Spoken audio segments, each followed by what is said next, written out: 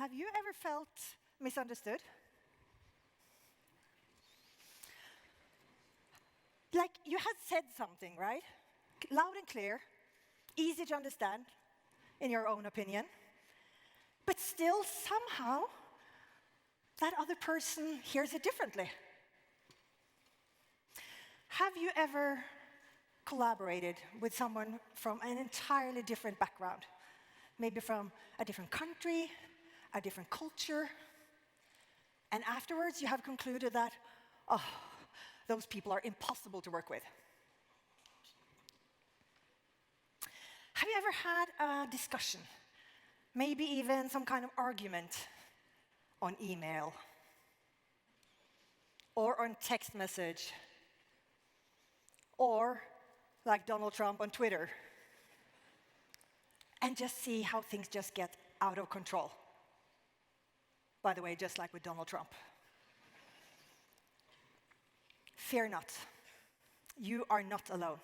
The fact is that communication is the biggest challenge that corporations are facing in a globalized, fast-paced, constantly changing world. And cross-cultural communication, it is complex, it is challenging, it is difficult.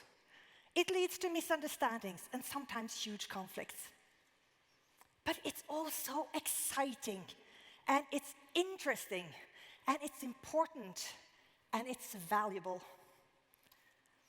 And it has the capacity of making us better people, of creating better companies, and to create a better world. I work with helping companies creating these kind of cultures where people collaborate and they innovate and they enjoy themselves while they're doing it, and they're doing a fantastic job as a consequence. And communication is at core of everything. When I say that inter or cross-cultural communication is hard, I talk of own experience. I think I made all the mistakes you can make. And I could share this here with you, but that's like a 3-hour speech in itself. So I'm going to spare the details. But the point is, I know this is hard. But it doesn't mean that you can't learn and you can improve. So you got married, probably of many reasons, but one of them, I think, is that you really liked each other. You may share some same values. You may have some kind of same background, or maybe not, but you learned about each other's background. So you know each other so well. And still, do you ever feel like misunderstood by your better half? So think about this. Here's a person you know really, really well, and still you misunderstand each other. Now, imagine starting to collaborate or communicate and talk with someone you never met before that has a total different upbringing than you, a total different set of values perhaps, total different kind of baggage experience, and you're still gonna collaborate. Do you think it's strange that you misunderstand each other? And then we have the third thing, which is our national communication style, that we all have different ways of communicating. And this has been a lot of research done by anthropologists that shows there is clear differences and distinctions in how we communicate. And I think everyone who's working internationally with a multicultural company knows this for a fact. But what's interesting is that they have put words on it. So they're differentiating between what is called low context communication, which is basically very precise, very simple, very clear, repetitive messages. Basically, I'm going to say what I'm going to say, and then I say it, and then I'm going to tell you what I said. This is like very clear. So you cannot misunderstand what was being said, you think. And then on the other side, you have what is called high context, which is much more complex and nuanced, multi-layered, unspoken, and more like implied messaging. And different countries have different cultures of communicating. So far to the left, we find United States of America. So in the Americans, you know, when they're going to have a joke, they tell you now it's going to come a joke, and they tell the joke, and then afterwards they tell you it was a joke, and then we all laugh. With the Brits, you have no idea. They just have these dead, flat pen just looking like this, and they're just saying something, and you're just like, okay, that was probably irony or something. And if you don't laugh, you know, you're stupid, and if you laugh, you might be laughing in the wrong place. It doesn't matter. But It's such a different way of communicating. And it's so interesting. But when you understand this, it's also so much easier to collaborate. And then we have the French. Do we have any French people here? Hey. So, as I told you, I lived in France. Don't ask me to speak French. I forgot all about it. But there's one word that I'll never forget, because that was based on an experience where I totally misunderstood something. And then a friend of mine said, well, Annicken, what they said was like, sous-entendu. And I was like, what's sous-entendu? Well, it's like saying it without saying it. That's what we do in France. We don't say it as it is, we just say something. And I later learned from another Frenchman when I asked about it, and I said, what does really sous-entendu mean to you? And he said, well, so it's, for example, I tell my wife, I say, you know what, that ice cream has a lot of calories in it.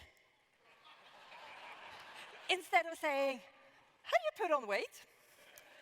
And I thought that was such a mean thing. So guys, never do that, okay? Never do that at home. Doesn't work. We are way too smart to take those sous-entendus when it comes to weight and stuff. Okay. And then we have the Indians. Any Indians here?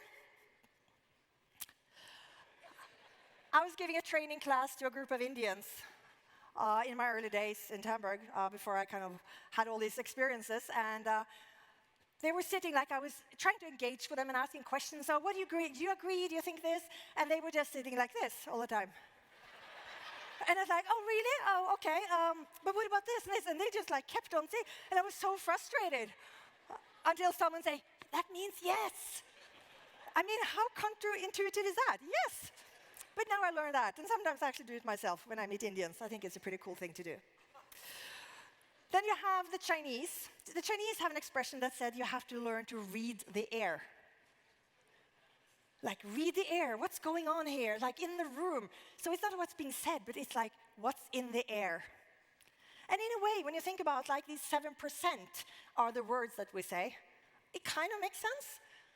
But at the same time, it's really hard to read the air when you come to a new culture. And then you have the kings and queens of high context communication, which are the Japanese. Where someone says, you're only reading the air because nothing is really said. So you just have to go in and just feel your way around.